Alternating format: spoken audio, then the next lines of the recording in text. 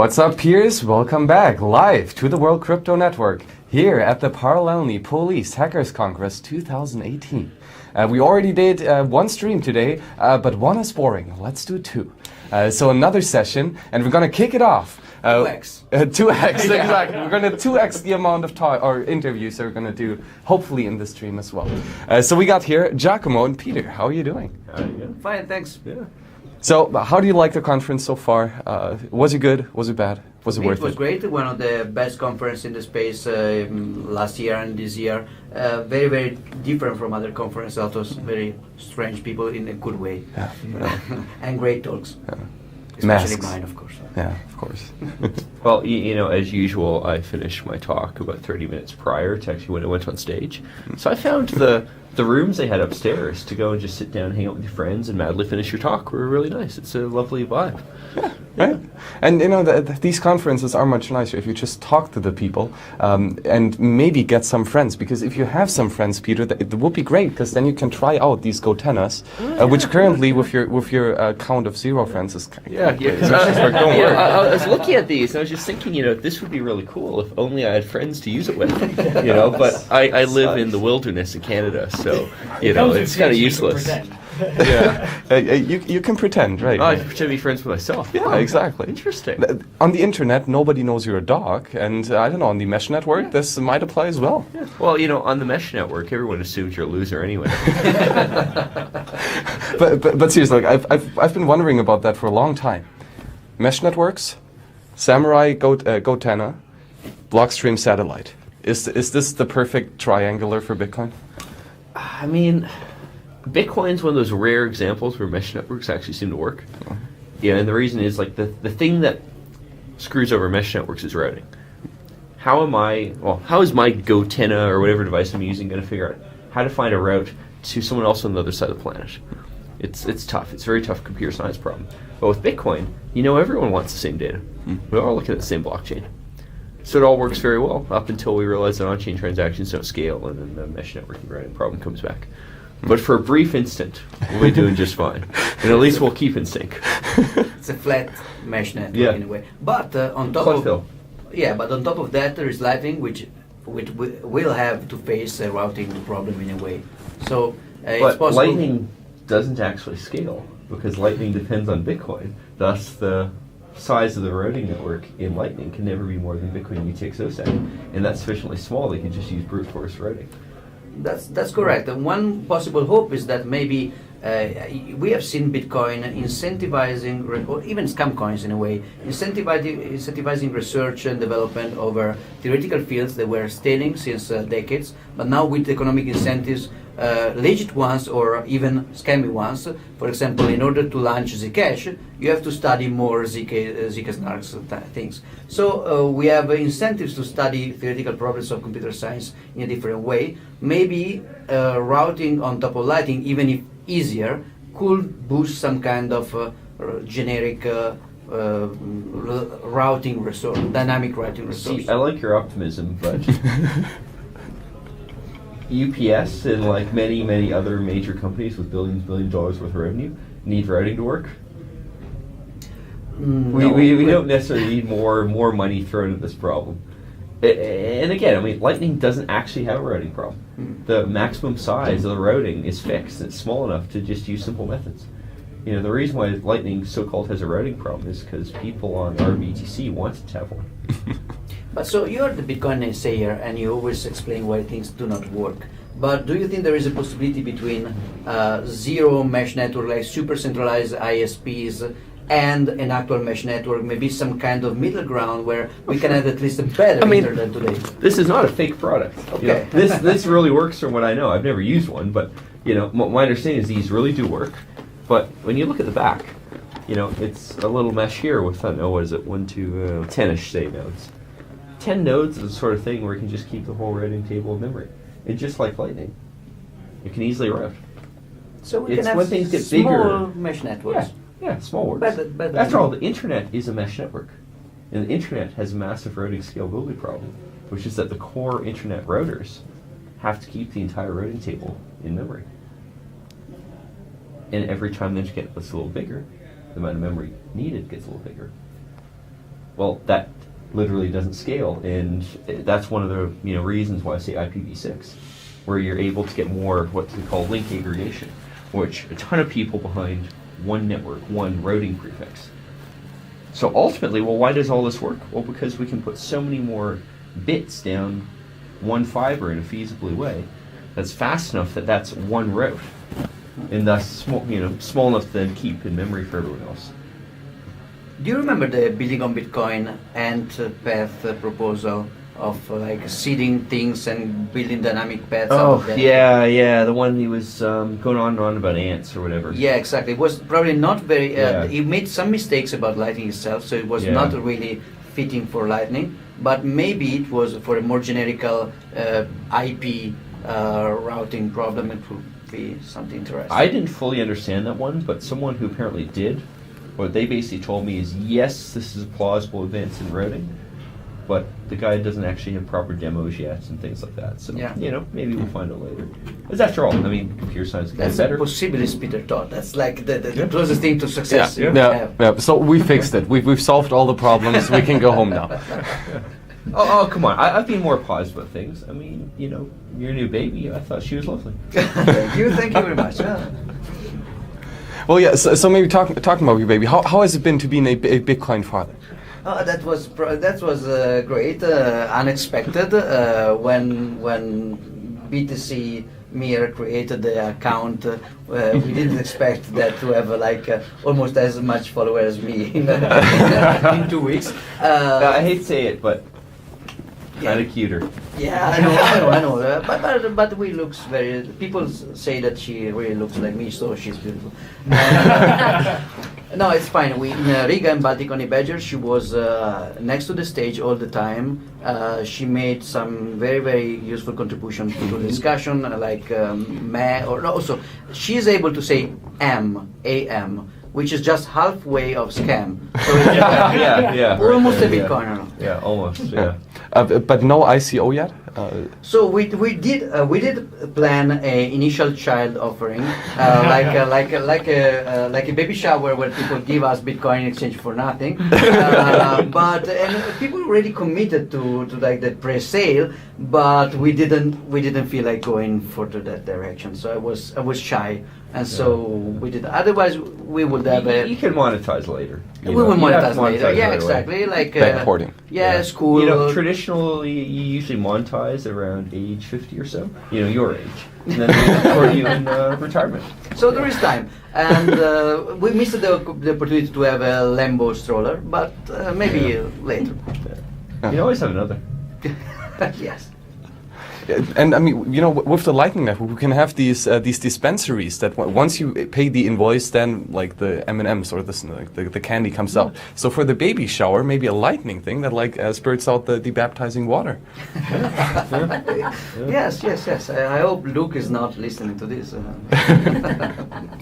But I mean, surely, given you're only going to have the baptizing water like once or twice in your life, surely you could pay an on-chain payment for that. That's Like, correct. Yeah, but it's not instant confirmation. So. You have to. Look, Anyway, no. it's a priest. Wouldn't you go trust as your confirmation? I mean, you should go know this child for a bit longer than popped Also, up. in Catholicism, baptism is not instant confirmation because you have to wait for the confirmation when you are older. Holy So- Communion, then confirmation. Yeah, then Oh. confirmation. Yeah. So confirmation in Catholicism comes much later. The confirmation on chain on Bitcoin. It's like 15 years later. Unless you Yeah. pay a really low fee. Yeah, we need to increase block time. That's what you're saying. Let's say that. Well, we could. So so baptism is like the mempool. You're being dipped into the mempool. You and are in the eventually purgatory, confirmed. man. Yeah, Yeah. Oh, you still that's don't good. go to hell if you die, but then the confirmation. So zero confirmation, that is kind of safe. Yeah. But then after confirmation is so much better. But I mean, the thing is, like right now, payment or transaction fees are tiny, right? You can pay 1 Satoshi per byte. So I don't even know how we can delay the transaction any further. So maybe some check sequence verifier, some end lock time, that might help. This is actually a big flaw in Bitcoin, which is that the calculations that figure out what fee is, they're unsigned. They should be signed. I should be able to create a transaction that has a negative fee, and then miners voluntarily give me money by mining them. Would that be a negative interest rate in Bitcoin? Be fucking socialism. Well, okay, but to fees especially, and to the argument of socialism, we have previously the transaction fees have been subsidized by, of course, inflation, right? The coin-based block reward. So when this inflation stops, the direct costs have to be paid by the person who is doing the transaction. But there's a problem with saying that kind of line argument, which is, all right, the direct cost. Bitcoin, of course, is difficulty, and those direct costs can be whatever difficulty it is. So your real issue is not how do you go pay miners, it's how do you ensure that miners get paid. Because Bitcoin would run just fine. People might be paying like 1/1000th of a cent fees for every transaction they make. And what that really means is that then Bitcoin becomes easy to go to a percentage tax. Not that Bitcoin stops working, per se. Bitcoin would look like it works just fine, but the amount of security available would keep going down. And that's more likely to be true, of course, with an unlimited block size, because then there's nothing preventing fees from just going to zero. But I would still argue, even with the limited block size, it's a much better built-in suspenders thing to just leave inflation on indefinitely. You know, it's 4% right now, we don't seem to notice. Too late for that, unfortunately. I mean, Bitcoin schedule cannot be modified. Sure after, it can. So. In like 30 years when it starts failing. Yeah. A lot of things can change This in is 30 heresy, years. and I will not listen anymore to that. But also, you have to consider that you have to take into account the purchasing power of Bitcoin fees, not just the nominal value. So of the block reward. So the block reward could just stay the same in purchasing power for a long, long time, not forever, because arguably the world economy will not grow as fast as the halving process. I mean, I and think it literally goes to zero at some point. it literally Yeah. with the Satoshi, Yeah. but maybe we could have like sub Satoshi. So now you're the one arguing for inflation. It was No, going to that's go to not zero, and now you're like, well, you know, maybe we could just in the back door. Just, That's you know, put a little asymptotic. bit- That's asymptotic inflation. You want like That's a right. linear The code inflation. very clearly says that at some point, the inflationary reward is zero. But the you just social argued for something other than that. Okay, but also one of the I think points. you're a filthy central banker. Bastard. But there was somebody there was a attack scenario in Stanford about miners starting to steal each other block without building the chain because the fees are so high compared to the reward. But then the problem is that wasn't first proposed in Stanford. I proposed that you many proposed the years scenario. ago, and I probably stole it from someone else. Okay. But what I don't understand about that scenario is that it assumes that the fees of the new mempool transaction are not as high as the fees in that block. But if all the fees are very, very large, so if you have like a strange, atypical high fee, that could be the case. But if you have very high fees everywhere, so that you can just ditch the block and get the mempool. Basically, it's sort of what does the curve look like? Yeah. Or if they're all the same fee, then having the fixed size block reward helps you there. Now, having the fixed block size helps you there. Now, I forget if I actually made this argument. So this is like 2013 or something. But if with an unlimited block size, you could always just go and revert the next guy's block, add his transaction to yours, and rebroadcast. Plus your new. Yeah. So You can always do this. And the other thing I did, which is one of the features I came up with for Bitcoin, and it kind of took the longest to ever get implemented, was Bitcoin transactions. These days, a lot of wallets are setting the lock time field, right, to the most recent block, right, which means that, for instance, there's a block of transactions, and then I make a transaction. That transaction won't be able to go into the previous block.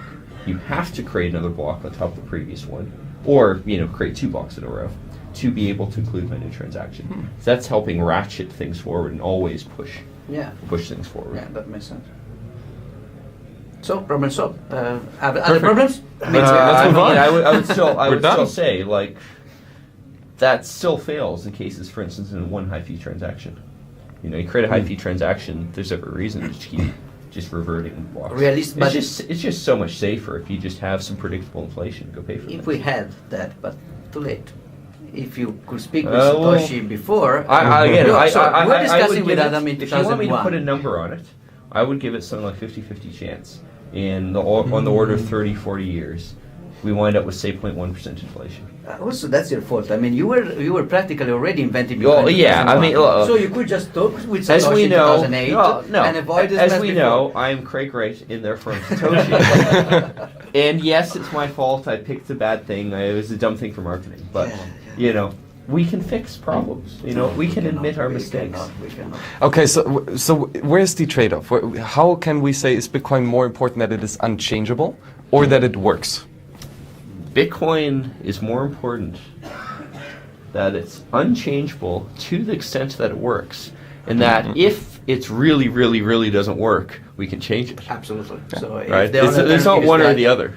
If the alternative is that, of course. Yeah. But even in a scenario of one single very high fee transaction, still it's like those game theories where, in theory, there's never a solution, but practically somebody will do something irrational at center point to Well, move it's better things. than So- that because it nearly never happens. Someone bothers to implement the code to do it.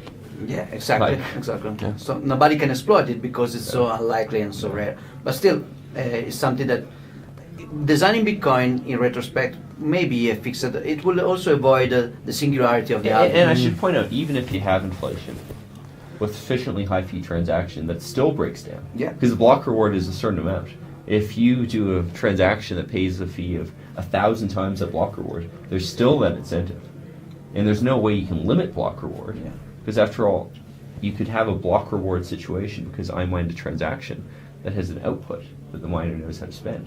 Also, there is the marketing consideration that even if a fixed block reward is anyway deflationary in the long run, so it's still hard money, but the existence of the 21 million meme was marketing-wise helpful to explain But it people. could have been the existence of the 0.1% meme.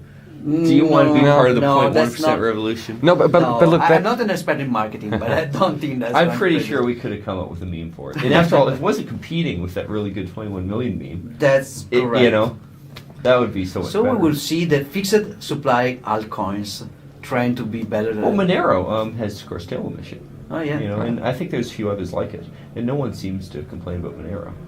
Well, I mean, but- maybe it's because Fluffy Pony is just such a better meme. Probably. So what would you call if there was a sub Satoshi? Would there be a specific name you'd call it? Anything you'd like to pick? Submarine. Submarine. A yellow yeah. submarine. I'm very bad at marketing. Subset. Subsat, yeah. Yeah. Subset. Yeah. Keep it simple. Let's call it subset. Ah. Yeah, so Samurai just kicked out fiat. What about that? That's good marketing and bad user experience. So it was ideologically speaking, it was like super hyped by that. I was like, this is great. This is really very very maximalist. As a user of Samurai, I use Greenbits and Samurai, and it was bad. But one of the considerations that Samurai developers did is that we should use invoices. So the merchant should start actually sending out invoices with the conversion rate inside. It's not normal and not healthy in the long run that you have like to have a lot of back and forth in which you tell me the address and the price in US dollars. I propose you a US dollar rate, exchange rate. You confirm that is okay for you, and I'm not just picking the wrong rate, and then I pay. While on the other hand, with a better Bitcoin protocol, payment protocol, not the shitty stuff that is done by BitPay, but with a good, with a Lightning invoicing system or with good Bitcoin payment protocols, you could have the merchant giving you with the address also everything you need. And then you check, you just needed to have the mental math in order to understand Well- that you are not paying too much in Bitcoin terms, and you do that. Well, So- keep in mind, so the URL QR code method, it can tell you how much you should pay. You know, Lightning also works the same way.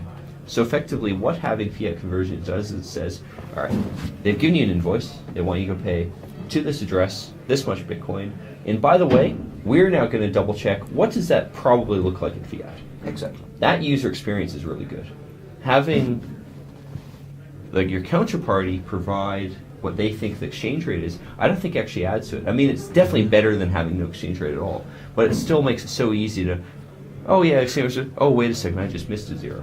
Yeah, no, Right? but It was I like- was thinking about that. I was Yeah. thinking, I mean, in a way, this move could force merchant to user to start using a proper merchant-generated payment request. Point is, everyone already does this. Not the payment request. QR code is effectively merchant-generated payment request. It says, please pay this address, this amount. Yeah, but if you ask me to give you now $5 Bitcoin, I've seen it also here in the conference. But that's really that you're expecting informal situations. And if you were to ask me to pay you $5 in Bitcoin with Lightning, that's how it would end up working. Yeah. Right, because Yeah. you put in the amount. Yeah. In the Lightning. And I think that's superior. Which, again, is superior, but Samurai is making even that good experience worse by not having the double check. But it's so cool, philosophically speaking. And- I can bear the cost of that. And their Yeah, argument I is get it, that that's that people when they receive, let's say, 0.01 Bitcoin, right, and they realize, okay, this is like $60 worth. A couple days later, this is $65, or this is $55. Well, that's a problem in their UI. If I were them, I would have solved that problem by saying, all right, let's go figure out what the conversion rate at the time was, and then just keep track of that. That's a in the proposal wallet. that I also Stamp did. on the transaction. Yeah. I also did this proposal to Green Address. Like most of the time, we still use US dollars unit of account. There's no cheating there. Yet. Yet, but still. And so when you look back, I especially for pizza related borrowing or credit, I just I credited you $5. Give me back $5, and you don't find the transaction because the fiat nomination is the current one and not the historical one. So that was already a very bad US choice. In a way, I'm not sure what I'm saying, but price feeds, automatic price feeds to wallets could be an attack vector because they are not signed from exchanges. So it's also a security problem. As much as I've said this, if Bitcoin Core had a pull request to go add price, whatever, I'll bet you they'd be nacked on the viewpoint of we don't want to deal with this. We historically never deal with it, so we're not going to deal with it. That's I'll bet you that would be the argument. Whereas I'd say there probably should be something in between where people can manually add them. Yeah, like come plugins. Come up with a protocol. Gold. Key things: come up with a protocol where they're signed and non-reputable. That's great. Open timestamped, signed. No, open timestamps. Why not? It's not a timestamp application. You need to have a blockchain for this. No. All Okay. right, you're an exchange. I want to be able to know that you're giving me the same exchange rate as everyone else. Timestamp every kind of exchange. Timestamping is better than nothing, but it's still not good You enough. need pro publication. Remember, open timestamps sucks for nearly everything. I'm trying to promote open timestamps. It's cool. If you offer, I'll get my stickers out. Well, so we clearly never need an ICO. We almost never need a blockchain, and we almost never need the open timestamp. Blockchains are very useful. Blockchains are, you can make use of blockchain for almost anything. If you think of blockchain as a chain of blocks. Yeah, exactly. There is the Peter's definition of a blockchain, which is anything which is chained somehow. In that sense, blockchain is very useful because any kind of, when you have to protect your bike from thieves, you use a blockchain. Yeah, you use a That's the blockchain. definition. So Yeah. in that case, being unblockchain is completely wrong. I would use a stricter definition in which With all a bunch of basically- other bullshit. I don't Yeah, really agree. exactly. Your stricter definition would be slightly different than her stricter definition and his stricter definition. And Vitalik's stricter definition, because Vitalik wants to make money on ICO. But there is an easy solution out of that. Mine is right and every other definition is wrong. So It's been bound. My one's a subset of everyone's definition, thus mine's always right. by definition, no, you're larger. You're calling blockchain a lot of stuff that I am not calling. But what I'm defining blockchain as is a subset, because everyone agrees that a blockchain has a chain of blocks in there somewhere. Still not both. So what do you think of the pricing upstairs then? So we talked about Samurai removing the US dollar pricing, but upstairs we've still got the check pricing but without Bitcoin. Well, but the great thing is, I don't know what the check pricing conversion even is. Yeah. But what I do see is in my wallet, Yeah. which is a Claire, which one I use, it just shows the USD. And I say, is it really worth to pay, I don't know, $4 for a spritz? Sure, whatever. Yeah. Also, he's Canadian and he's watching USD price. So Yeah. that's something Well, about my the stickiness company, of I bill in USD. I don't bill in Canadian dollars. units of account are very difficult to replace. Bitcoin can go there eventually, but it's a long run and it's not something we should really rush. Yeah, definitely. And money moves from being a collectible, just something that people like to have just because of the fun of having it, to then being a store of value, to then being a medium of exchange, and eventually, last but certainly not least, it's the unit of accounting. But can we speed this up? Does a move like Samurai Wallet actually help in promoting this? Because I do think it is so, because I calculate a lot in Bitcoin. I don't think so. I think it just means more people are going to use Bitcoin and think, this is really confusing and annoying. Well, I would give Samurai Wallet to beginner. I would. Too confusing. However, I did see that a UK MP tweeted that he actually used Samurai Wallet to send Bitcoin, which I thought was pretty cool. And how crazy was this UK MP? I'm not too sure, but probably quite crazy, I'd say. So in a way, Samurai Wallet is not targeted as a new buy wallet anyway. So it's like it's still pre-beta. It's still it crashes. It's wonderful. It's secure, but it crashes a lot. It's a lot of very new features like The privacy phrase features. crashes a lot almost inevitably means there's something wrong with it. That means it's not as secure as they want it to be. Secure software does what it's supposed to do. It just works. There are there is a part which is, I think you can put more attention in the key management part than you put in operative system things. I mean, chances are there's something in there that could be exploited as a security hole if it's crashing. Crashes is always a bad sign. It did crash a lot, not recently actually. I don't know. I think it's a good wallet, but even the privacy feature that are there, they are not for new buys. So I will not suggest. I don't know what the answer would be if you asked me what is a good newbie wallet. Maybe my answer would be it doesn't exist yet. It's either good or for newbies. Coinbase? Well, Good. I mean, if it helps them buy Bitcoin in the first place, it's not that bad. But actually, I'd say the wallet that seems to be more new friendly than most, in with some wider considerations, I found to be Claire, because there's Lightning, and then Lightning just kind of works. Yeah, Agreed. Yeah. There is a user experience that the newbies can understand better than choose the fee and wait for the confirmation time. I wouldn't say it's that good. I mean, there's a whole bunch of rough edges there, but the parts where it works work really well, and it just, Did you try Zap on mobile? I think I have, no. Me neither. No iOS, which kind of sucks. Well, almost nobody. There is almost nothing on iOS, unfortunately. Yeah. Oh well, so at least they got one app now. But I mean, the user interface looks quite pretty, right? Quite slick. I also do like the new Lightning, like the desktop Lightning app. With the new UX, with the clear color destination between on-chain, which is the Bitcoin yellow orange thing, and then Lightning, which is purple. So I do like the clear distinction and the invoice itself that you generate. Either it's a normal on-chain address, then it switches to the orange, to the on-chain menu, or if you scan the Lightning invoice, it recognizes that and moves automatically to Lightning. So do you think that, or how can we further kind of like intermingle these two or first and second layers to make the user experience more nice? Get more people accepting things in Lightning. I mean, it's kind of funny, like this conference, I've got this great Lightning wallet, and then I got to go dick around with on-chain transactions the whole time. And not even SegWit. I mean, come on. Yeah. Come on. Over 1.5 years. That's not bullshit. Although I shouldn't talk, given my Python Bitcoin library. Yeah, say what's for kind of whatever. But I think it should be depreciated. Python's a terrible language. In a way, I mean, something's slowing down. I was talking with Lawrence now more Green Andres, and something's slowing down a little bit. The rush for integrated Lightning is L2 actually. So L2 is such an interesting proposal, making Watchtower easier, making multi-party channel easier. That it actually sucks to do a lot of complex things with the normal contract when you can do something better with Sigash no input. So maybe just like people could do possibly some kind of Lightning experiment before SegWit, but everybody was waiting for SegWit. Maybe there's no Sigash no input thing will slow down a little bit rush to implement Lightning. God knows what they're going to come up with next. Yeah. We want know. We've got now. L2, but we really got to wait for L3. But that doesn't like write as nice as L2. So we should just keep it there and not invade any further.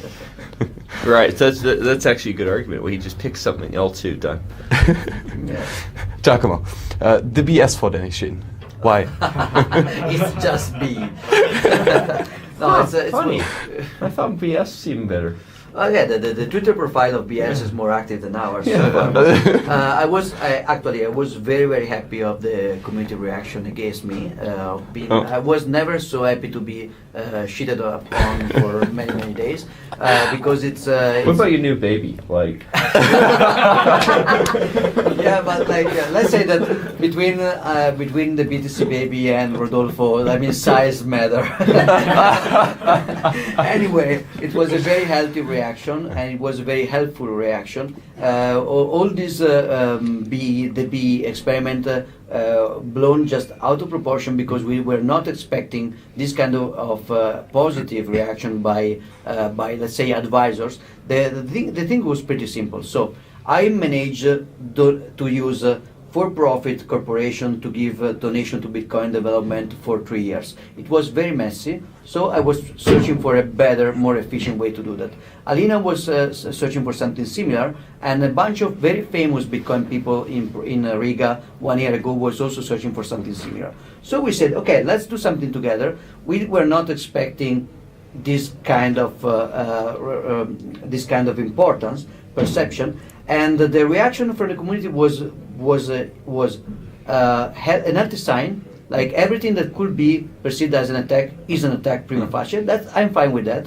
Also, it's a good thing for us to be kept responsible and just not feel too much entitled. And also, it's a good plausible deniability thing. Like if somebody comes to us saying you should do this stuff, we can say no. You see, they're crazy. They will kill us. We cannot. The community is against that. So it's a very good plausible deniability thing for us. And third, from an aesthetical point of view, the kind of reaction was magnificent. Like the No Foundation hat, the BS Foundation, the E Foundation mocking us with Ethereum. I'm so proud of the community right now.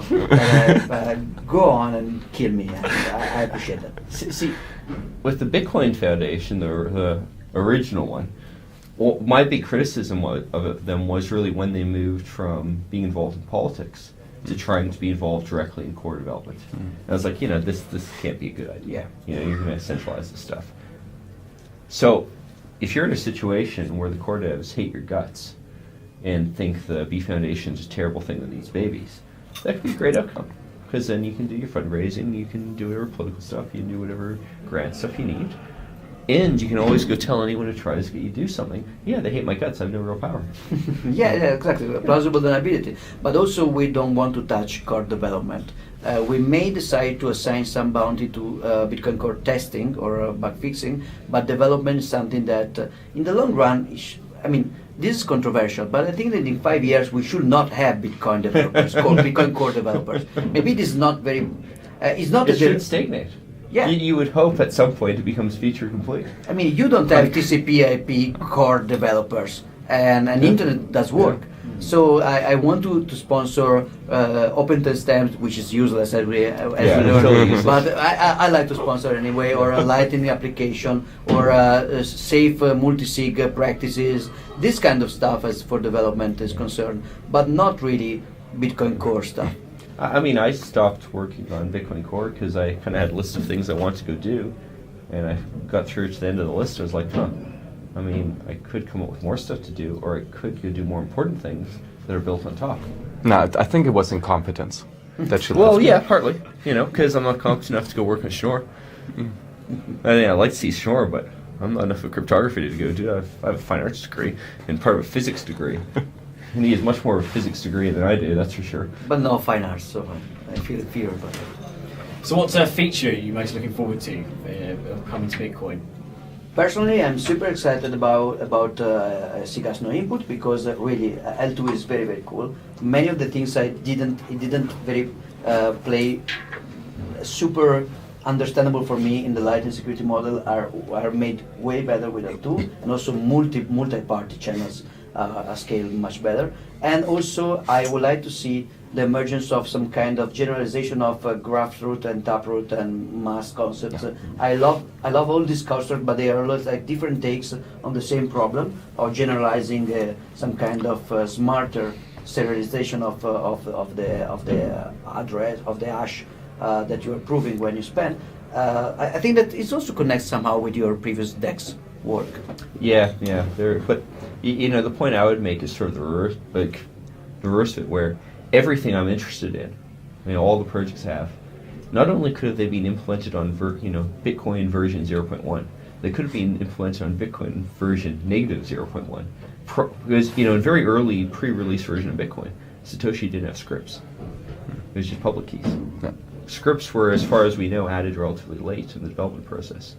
And the stuff I've worked on, like open timestamps and proof marshal, they don't even need scripts to work.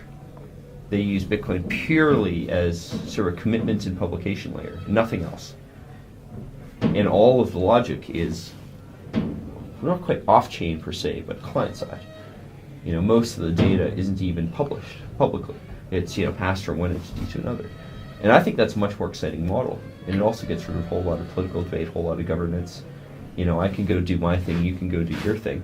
And it doesn't matter what the core protocol is, it doesn't have to change. Now Lightning can't do that. Lightning does need certain things to be implemented in Bitcoin. We've got most of the way there. Some stuff more needs to be done for L2, but they can go do their thing, I can go do my thing, and I don't need to ask permission. The trade-off there is that you get more freedom to experiment, more flexibility, but you lose some kind of coordination. Like one of the good thing about blockchain is that they don't scale, but they force everybody to stay on the same standard. So that basically reduces the Babel effect of like in many other kind of software, you don't have critical mass because everybody can do their standard. That's a very interesting, and I think a very fair criticism of the client-side model of validating stuff, where you don't necessarily know that you're actually using the same implementation. Yeah. And so much of the software engineering that I've kind of worked my way through and might succeed at one point has been figuring out, well, how do you define protocols better to make sure that you and I are actually using the same protocol, even though it may be a different implementation of it. And of course, as we found out in Bitcoin Core and Ethereum and other stuff, hopefully implementations are tough to recreate. Yeah, to recreate and to. Hopefully, we are going to see how this plays out with the RGB project. So we were paid to do this core recon implementation. Then we discussed it with Peter, and Peter explained us the client-side validation model. And so one of our developers now is trying to do entire client-side version of the core recon concept, which is called RGB. And there is like a working Rust library that I pushed it like a few days ago. And I'm very skeptical about tokens in general. But at least it's a very good excuse to experiment on this design, which has a beautiful privacy and scalability trade-off. And so how about the inverted Bloom filters that are being used in Neutrino? That's great. We are actually in RGB. Alekos is also using client-side filtering. It's something along the same philosophy. So you should have the client more responsible to do stuff and delegate to other people the less things that you can. So of course it increases the validation cost for you, but not for everybody else, for things that are better for you. Also, the normal SPV is terrible for privacy, and it's really terrible for privacy. And Neutrino is better for privacy. And, I like to use the analogy of the telephone versus internet. The telephone network put all the intelligence in the core of the network, and the devices you used to interact with it were so dumb you could take a telephone from 1920 and plug it into a jack right now, and in most countries it would still work.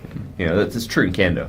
I've actually done it, and it's that's how stupid the telephones are. Whereas internet, the core of it is dead simple. TCP/IP is, well, for that matter, IP is a relatively simple protocol. And in theory, the only thing in the internet is IP, not even TCP/IP, which technically is a layer on top. It's like a network of internet. Yeah, it's a lightning network of internet in a sense. But the devices you connect to it are incredibly intelligent. I've got more computing power in my phone than existed in the entire world probably 40 years ago or something. Stop with the bragging. The same. Stop with the bragging. Come on. Oh yeah. This is like a real top-notch phone there. You couldn't even get it unless you paid about $500. Talking about hardware, we just talked to Todd Weaver, CEO of Purism. What are your thoughts on that? They've got a tough problem. The big criticism of purism is that they don't live up to the claim of being open. But the reason why they don't live up to the claim is because Intel isn't open. And what are their alternatives? They want to ship a laptop that people can run the apps that they already have on. CubeOS is the same deal. I mean, I use Cubes, and just the other day there was a post on their development mailing list where one of the developers basically said, "Look, we'd love to add support for like PowerPC and all these more open things, but nobody has hardware for it." So you kind of get this whole chicken and egg thing, and just the technology that goes into making a modern laptop is a very, very high bar. It's not as bad as it used to be, but it's still very, very difficult, and there's just not many options for purism. So, I mean, I kind of wish them the best of luck, but it's a tough problem, and from what I know, it's not like they're going to get Intel to go open up the details of the management engine and other things. I think they're working on it. They've been working on it for a long time. They will, 2 weeks. Yeah. But maybe, I mean, one of the, I also try to play the optimist here. So one of the things that could help us here is some kind of a technological breakthrough about very, very low level hardware stuff. So we are using a design for chip that is, at this point, probably pretty old. So we can expect maybe some kind of important jump. And maybe that could be a good timing for new competitors to try to build from scratch a new electronic stack that is actually more thought for adversarial, in adversarial terms from the beginning. So right now to use technology that was thought into the centralized just trust Intel model to make it work with adversarial models is kind of difficult. And it's also, it never ends. You always go back, and at a certain point you are stuck with Intel trusting them. While if we have a new generation of low-level computation, maybe we can try to push something there. Well, so the part I'd be optimistic about is that, as far as we know, strong AI doesn't exist. Yeah. And if you want to write, say, a hardware level built deep into the microprocessor, built into the CPU, whatever, exploit that takes over arbitrary software, you need strong AI. If I'm worried about Intel burying something into an Intel CPU that's going to steal my Bitcoins, assuming I've bought hardware that was created in the past prior to them knowing what I'd run on it, Yeah. Old stuff. it's effectively impossible for them to do that compromise. Now, what they can do is they can do things like, say, put radio chips in. Your Wi-Fi is a risk. There's a bunch of stuff that's a risk. But at least those things are easy enough to mitigate. You pull the radios out. And you have hardware kill switches on the chassis. Yeah. And that part of purism, I think, works really well. Or you go in the desert with a RV like Peter with a Faraday cage, and that's very easy to do. Yeah. But at least I could. I mean, the budget for the Zcash, my part of the Zcash trusted setup was on the order of like $6,000 to get, other than the software problems they had, a very, very good result. I mean, I'm quite confident that assuming the software I ran wasn't backdoored, the end result there was probably not backdoored. Unfortunately, the deterministic builds of that are screwy, which is another matter, but the part I did, at least, was fairly easy to achieve. So with the current hardware and technology, what would you recommend for the end user, anyone in the audience, would be the best kind of combination to use to have a safe experience when transacting Bitcoin? I was really hoping you'd leave it a bit within Bitcoin, because then I could just suggest you use a credit card or something. I'm sorry, but there aren't good answers. Yeah. I think a lot of it might be limit your risk, but don't use just one wallet.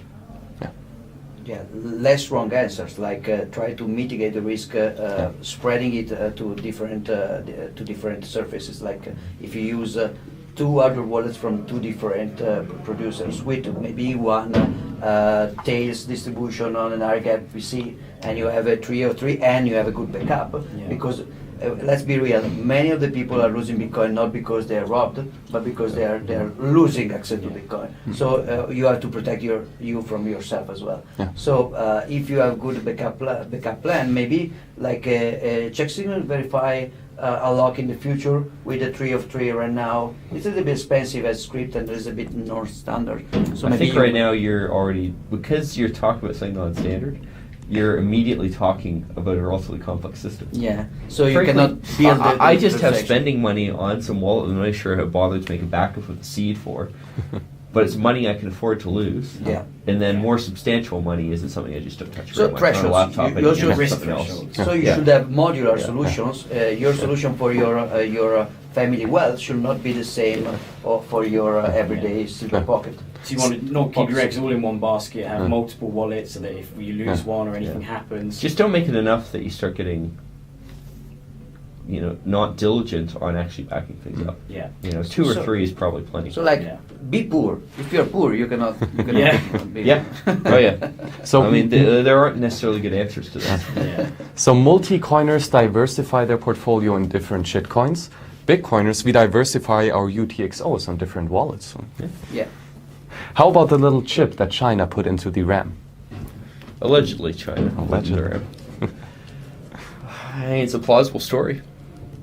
Of course, keep in mind like how quality Bloomberg's reporting is on Bitcoin. Really You know? good. Yeah. Just get every detail right. So I'm- I'm I mean- sure they're just as accurate on this. During the user activated soft fork, we didn't, or not we, but like the WCN did a 8-hour live stream of this event, and that was actually streamed on Bloomberg. So I guess that time the reporting was quite good. There you go. Yeah. Technically. Yeah. So in a way, you could consider comforting. I mean, we were talking about Intel being basically able to backdoor anything if they have enough intelligence to make sense of the data they get. To have some different interest counteracting Intel, I mean, you can be like attacked twice, but Yeah, it could yeah. be. I mean, at least you can use a multisig with a China backdoor and an Intel backdoor, hoping that they don't collude. So maybe. When I was in grade 5 and I'd get bullied by the guys who were more preppy and the guys who were more sporty, having the two groups And really you- made me feel better. And it certainly wasn't as good as just like getting a growth spurt and being able to beat the shit out of other kids. But you cannot have a multi-sig bully defense, so maybe this is different. I'm pretty sure it just means they're using things that were insecure because of Intel screw-up and Yeah. insecure because of Supermicro. Double insecurity, 2x. No, I think actually the more interesting part of the story is how utterly insecure Supermicro servers are known to be. They ship them with like management interfaces with default passwords on the Ethernet ports that had full access to everything. Right there, and not to mention the default passwords weren't even necessarily documented in some cases. They were like quite literally backdoors. I think that's the kind of thing where all you can solve that with is really product liability. That is so incompetent that engineers should be getting criminal charges for that. Much the same way as if I designed a bridge that fell down after the first stiff breeze, I would certainly not be an engineer anymore. They're not good answers to this. But So do you think there'll be the ability to print your own hardware anytime soon? No. I'm sorry, but modern microprocessors are magic. Yeah. Like, we have feature size. Like, to make a microprocessor useful, even just enough like a Raspberry Pi thing, you need serious magic in chemistry and physics and all this just to get the silicon in the right way. Yeah. To have something competitive. I mean, modern CPUs have feature widths where the size of a feature on the chip is fixed. It doesn't have an error margin because it's a countable number of atoms. And you can go 1, 2, 3, 4, 5, 40. All right, 40 atoms wide. That's wide enough. Yeah, you want to 3D print that? Yeah, well, You if get have your really tweezers good out? tweezers- Biotech. So we will be able to Bio- download the yes. DNA of a biological chip, and we will basically have to grow it like a plant. We put it in the water. I am willing to accept biotech is actually a feasible way to get around this. And that might be the solution. On the other hand, if we can control biotech to the degree where we can make CPUs out of it, chances are we can also control biotech to the degree where we can make super diseases that'll wipe out all of humanity. Yeah. Or even worse, Trade-offs. you just go and make something that has a better ATP than most life, better metabolism, and it'll just take over, and we'll all be covered with things that are now purple or something. Like So- the biological grey goo, the nano. Yeah. Oh yeah. Well, that's all. Like people talk about the gray goo nano machines thing. Well, we're surrounded by gray goo. It's called bacteria. Yes. Yeah. So the good news is that The Terminator scenario is a realistic, but the bad news is that the biological Terminator scenario is realistic. Yeah.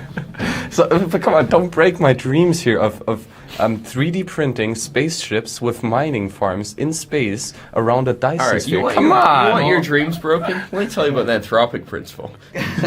And don't talk about space with Peter because he's like the official expert in space mining, space solar powered space pirates attacking Bitcoin. We need that. It's fun. So will we see a moving synthetic steak quicker than we'll see a T1000? Well, Well, it'd be more tasty at least. Yeah. So what about Bitcoin carnivorism in the age of that possibilities? like eating your own chips when you finish doing so you have biological Your private ASICs keys. and you can eat them when you finish when they're not profitable anymore. That's great. Look, I feel I need to make a statement about Bitcoin carnivorism. Someone mind fetching me some cake? I'm a model Bitcoin carnivore, meaning that I do love pizza and I eat pizza, but I approve the triggering political message of carnivorism. So I with them with my heart and my reason, but not with my belly. Not always at least. I mean, your belly looks like mine, so I'm sure neither of us follow carnivorous diet that well. Yeah, it was better a few weeks ago. It depends on when so this is my statement. If I stay in Texas for 3 months, I can be carnivore. If I stay in Italy, there's no way. No way, yeah. Well, and I mean, that's the second baby coming, so, right? We're waiting for that. It's the TV, don't believe them. It's the TV distortion. So, Piers, it was fun talking to you. Thank you. Anything new you're working on? Anything, upcoming things? Anything that you want to shill before you get going? I mean, I chill open timestamps, but I'm not going to make any money off of it, so... And it's you know, less you can anyway, pay me so. to consult on it. And then I've got Proof Marshal, but I've probably shilled that before, and it's still not fucking done. Oh, because you're on like just stupid YouTube I shows know, all the time. I know. Come on. What am I doing with my life? Now you've got commitment. Yeah. And yourself, Giacomo? I have to announce that we are appointing Gavin Anderson as chief scientist of the defund technology. No. I had my share of announcements already. So I'll be quiet for a while. Oh, that's a shame. Awesome. Oh, yeah. It was great having you on. Absolutely brilliant. And looking forward to seeing more of your, well, both of your work soon. Yeah, thank you. Thank you. Get out of here. Yeah. You're free from the fishbowl. Yeah. What?